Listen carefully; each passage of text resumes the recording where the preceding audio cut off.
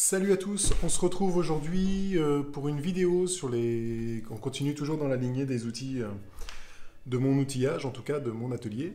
Vous avez été quelques-uns à me demander du coup les outils stationnaires que je possède, donc aujourd'hui la vidéo va concerner cela. Je vais vous présenter, comme la dernière vidéo, sur l'outil portatif que vous retrouverez à droite ou à gauche, pour ceux qui n'ont pas suivi les vidéos.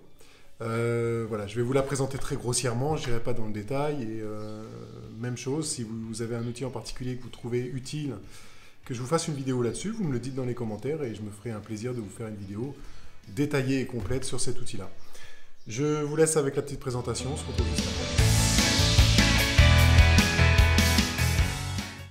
après. Alors avant toute chose, on va commencer directement avec les outils déjà présentés pour certains. Vous retrouverez un petit i en haut à droite pour les vidéos concernant les outils stationnaires que j'ai déjà fait. Donc pour faire simple, on va vous représenter aujourd'hui vite fait la raboteuse dégauchisseuse que moi j'ai de chez Ainel.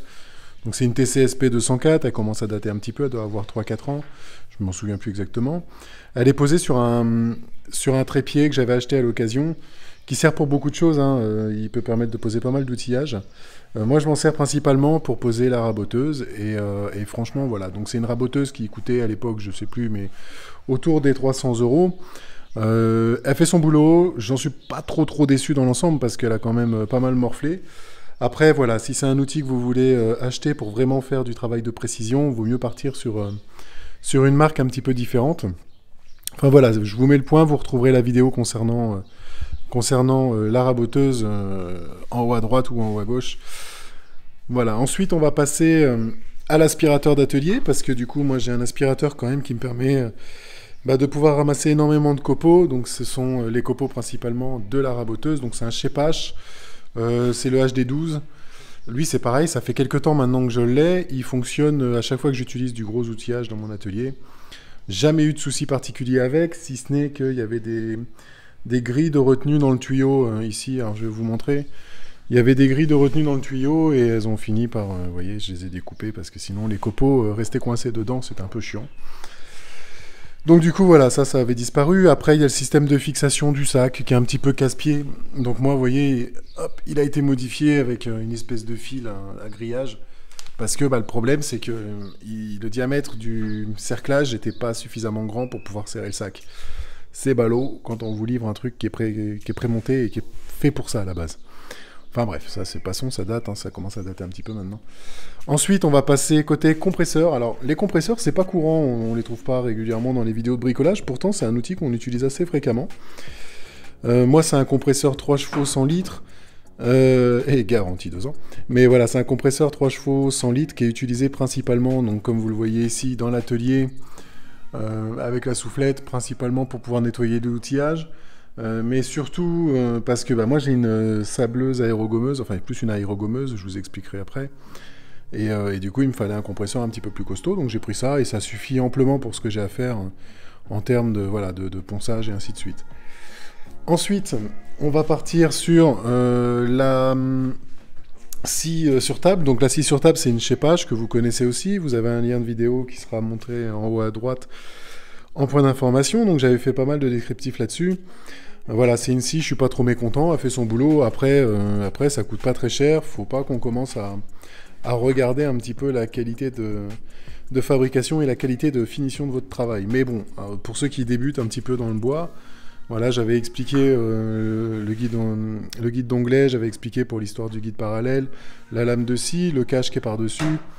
Tout ça, vous le retrouverez dans la vidéo. Je vous invite à aller la voir si vraiment ça vous intéresse, accompagné du chariot de coupe qui est ici. Pareil, le chariot de coupe, je vous mets un petit point en haut pour ceux qui n'ont pas suivi la vidéo. Ensuite, un mini compresseur, donc c'est un mini compresseur Metabo. C'est un compresseur que j'utilise quand je fais un petit peu de chantier à l'extérieur. Et du coup, je l'utilise pour ma cloueuse et mon agrafeuse de pneumatique. Alors ça, si vous cherchez un mini compresseur, c'est le top du top. Ça fait 8 bars, c'est un petit réservoir de 6 litres, c'est portable, ça fait quelques kilos seulement. Vous voyez, je le tiens à bout de bras, il n'y a pas de problème pour ça. Et franchement, il a tout d'un grand, ce machin-là. Donc c'est sans huile ni rien, c'est assez peu bruyant, je dirais, dans l'ensemble. Mais c'est surtout que, voilà, ça vous fait un petit compresseur portable à emmener un peu partout où vous le voulez. Ensuite, dans les outils stationnaires, on a l'Aska ici présent, qui lui est principalement tout le temps dans l'atelier quand j'y suis. mais malheureusement il bricole pas beaucoup. Donc pour poursuivre, qui dit atelier dit un petit peu de musique de temps en temps quand même. Donc là vous avez une Makita DMR 114, c'est une enceinte, c'est une enceinte connectée, hein, qui fonctionne et sur batterie et sur câble secteur. Bon, moi j'ai pas de batterie Makita, donc du coup elle fonctionne que sur câble secteur. En même temps elle est tout le temps branchée, hop, là-haut dans l'atelier, et ça fait de la musique que vous n'entendrez jamais sur YouTube. Résultat des courses, c'est une super enceinte. Alors c'est pas très puissant en termes de son, mais ça suffit amplement pour ceux qui veulent écouter de la musique. Voilà, vous pouvez connecter le téléphone, vous pouvez connecter plein de choses dessus. C'est vraiment une très très bonne enceinte. Ensuite, on passe sur le... Alors c'est une ponceuse, je sais pas comment on appelle ça, mais... Enfin voilà, c'est une petite ponceuse Parkside, on est toujours dans la gamme un petit peu bas de gamme pour ça, mais... Alors c'est une ponceuse que j'utilise assez régulièrement dans l'ensemble. Je la remplace pas parce que je sais pas par quoi la remplacer, et puis du coup elle fonctionne très bien, donc il y a un régulateur là-dessus, enfin un réglage de la vitesse qui est très pratique, et honnêtement c'est petit, ça fait 125, mais c'est amplement suffisant pour mon utilisation. Et ça, s'il y a bien un produit que je peux vous conseiller, c'est top du top, hein. Après ça reste du Lidl, donc pour votre utilisation je sais pas, je vous mets la référence ici, comme ça vous l'aurez. Mais voilà, moi j'en suis hyper content, ça reste tout le temps sur l'établi en général, et ça me permet de bricoler pas mal, quoi. Ensuite, on passe à la sableuse, l'aérogommeuse plutôt. L'aérogommeuse, ça fait pas longtemps que je l'ai, ça doit faire 1 an à peu près. C'est une aérogommeuse que j'avais achetée parce que j'avais besoin de poncer une grande table en orme. Et le ponçage manuel, avec l'épaisseur de vernis qu'il y avait, la table doit avoir à peu près 30 ans. Et ça devenait un tout petit peu compliqué. Donc du coup, je suis parti sur une aérogommeuse. Et ça, franchement, pour ceux qui veulent s'essayer à l'aérogommage, c'est une machine qui coûte pas bien cher. En termes de qualité, c'est pas ouf en fait, parce que c'est mal monté, c'est fabrication française, soi-disant. Bon, à mon avis, il y a beaucoup de pièces qui viennent de Chine, mais voilà, c'est fabrication française. Quand vous la recevez, vous voyez, vous avez des petits bouts de téflon qui pendouillent comme ça. Bon, moi j'ai tout refait avec de la filasse, et du coup, c'est devenu bien étanche. Donc ça fonctionne à merveille, qu'à une condition, c'est de prendre le bon grain pour pouvoir utiliser en aérogommage. Ça abîme pas le bois, ça décape entièrement le bois et la rouille et la ferraille pour si c'est pas trop épais. Et franchement, c'est top du top. Moi, j'adore ce truc, hein. Ça fonctionne avec un compresseur de 100 litres au minimum. Le 50 litres, ça le fait pas tourner, donc 100 litres au minimum, et c'est vraiment le strict minimum. Après, voilà, le compresseur démarre assez régulièrement parce que ça fait 30 litres et ça utilise pas mal d'air, mais ça fonctionne merveilleusement bien, ça. Ça, c'est un truc que je peux vous conseiller, en tout cas. Ensuite, on passe à la girafe. Alors la girafe, c'est une girafe Lidl, c'est une girafe Parkside. Je vous mets tout de suite la référence, comme ça, pour ceux qui veulent, vous l'aurez. Voilà. C'est une girafe qui a déjà pas mal de kilomètres au compteur. Elle a pas mal bossé. Alors c'est lourd, mais voilà, je pense que j'ai jamais essayé d'autres girafes, hein, donc je pense que c'est à peu près le même poids pour tout le monde. Celle-là, elle est télescopique, ça permet quand même de faire des grands plafonds. Après, l'aspiration fonctionne super bien. Les disques, ça doit être du 225, si je dis pas de bêtises. Et la poussière sort pas, en fait, concrètement. Vous avez des petites brosses, là. C'est plutôt sympa, donc voilà. C'est une très bonne girafe, franchement. Si vous avez l'occasion d'essayer une girafe pour pouvoir poncer votre placo chez vous ou quoi que ce soit, faut pas hésiter à prendre du Lidl. Si ça reste dans les termes de prix beaucoup plus bas que d'autres marques, pourquoi pas. Le tuyau d'aspiration, il est top, il est hyper souple, vous voyez, bon, il est hyper lourd aussi, mais il est surtout hyper souple, et la bouche d'aération, la bouche d'entrée de l'aspiration est compatible avec pas mal d'aspirateurs. Après voilà, c'est vitesse variable, il y a plein de petites choses vraiment sympathiques. Vous avez une petite lumière qui est ici, qui sert strictement à que dalle, mais sinon, en soi, voilà, vous avez des bonnes prises en main, moi je mets souvent ma main ici pour la maintenir, pour éviter que le poids tombe entièrement sur les bras. Et c'est bruyant, mais ça fonctionne merveilleusement bien. Franchement, si vous avez l'occasion, n'hésitez pas, quoi. Allez, on continue avec la défonceuse sous table, toupie, enfin comme vous voulez l'appeler. C'est la HF50, donc vous avez pareil, une petite vidéo sur ma chaîne que vous retrouverez concernant cette défonceuse sous table. Mon avis est très clair là-dessus. Moi, c'est une défonceuse sur table qui me suffit amplement. Je vous mettrai la petite vidéo en haut à droite. Mais voilà, ça fait son boulot, c'est pas tip-top en termes de qualité de fabrication et en termes de réglage, mais ça fonctionne suffisamment pour ce qu'on a à faire, ça accepte toutes les queues de fraises, les 6, le 8, le 12, et donc du coup voilà, c'est plutôt sympa, moi j'aime bien en tout cas. Ensuite on passe au tour à bois, donc le tour à bois c'est pareil, c'est un chépage, hop. Donc la référence, c'est un DM460T. Voilà, c'est un tour à bois, c'est pas très grand, hein, il doit faire 50 dedans, à l'intérieur, je crois, entre les deux poupées. Les poupées mobiles et les poupées fixes. Vous avez un système de réglage par courroie pour la vitesse, donc c'est plutôt correct. Après, voilà, moi je l'utilise surtout pour faire des petites broutilles à droite à gauche, pour faire des porte-manteaux, pour récupérer, je fais des baguettes magiques avec aussi, pour récupérer des fois des planches, des cylindres que j'ai besoin de retaper pour pouvoir adapter quelque part. Après, voilà, bon, faut pas se fier à ce qu'il y a dessus, parce que là, c'était juste un essai, mais voilà, donc ça, principalement, ça fonctionne depuis maintenant, oula, quelques temps aussi, celui-là. Et jamais eu de soucis. Alors, mis à part que ça rouille, ça a tendance à rouiller, et pourtant, vous voyez, il est à l'abri ici, hein, c'est aéré, il y a tout ce qu'il faut, mais il a rouillé, et bon, voilà.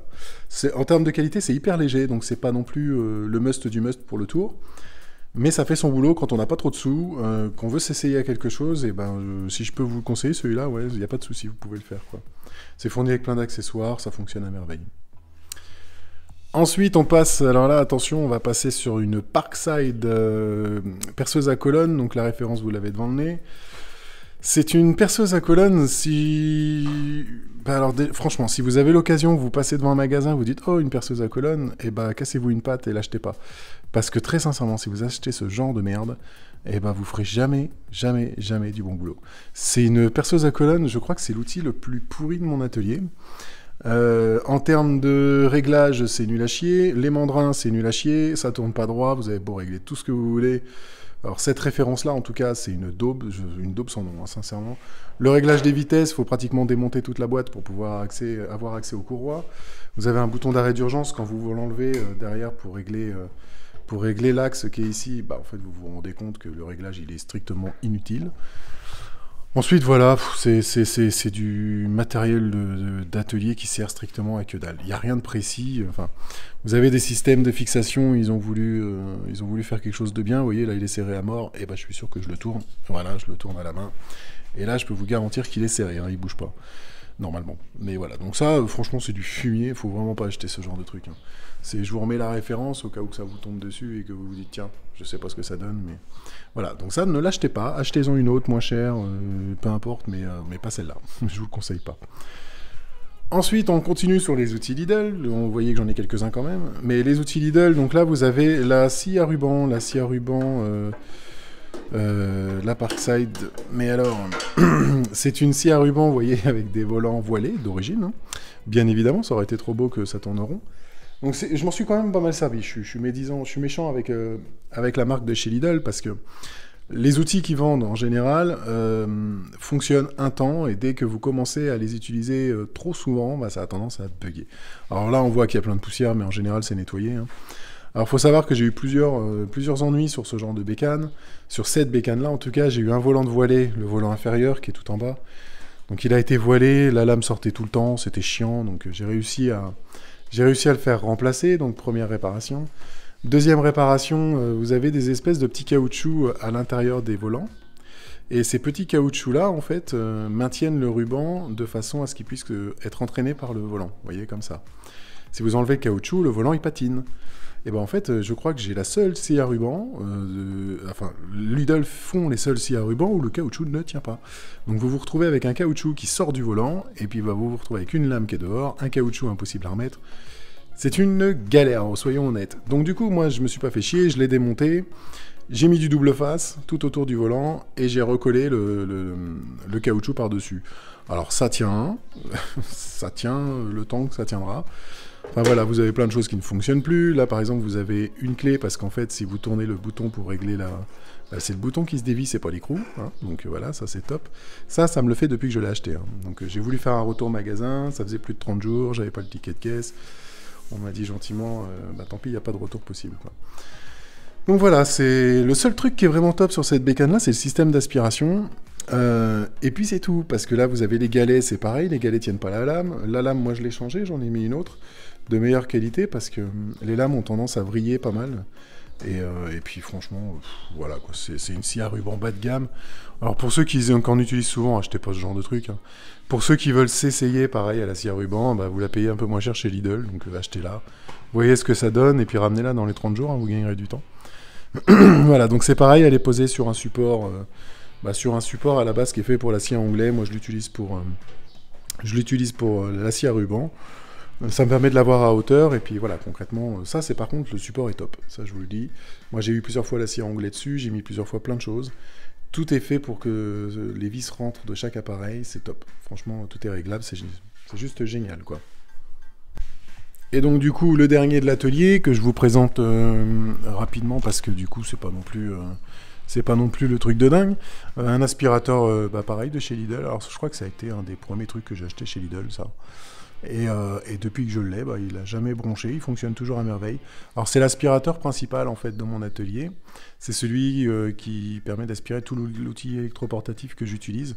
Alors faut pas regarder le bordel, hein, parce que du coup c'est un peu branché n'importe comment, mais ça fonctionne comme ça et c'est pas dangereux, il n'y a pas d'inquiétude à avoir.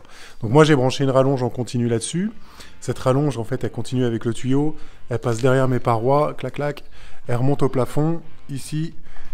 Et elle redescend gentiment en plein milieu de la pièce, qui permet en fait d'avoir l'aspiration, peu importe où on veut l'avoir dans l'atelier. Elle est un peu partout et du coup c'est plus pratique. Alors là vous voyez le chien qui fait le débile. Qu'est-ce qu'il y a? Qu'est-ce qu'il y a, hein? Tu veux passer à la télé?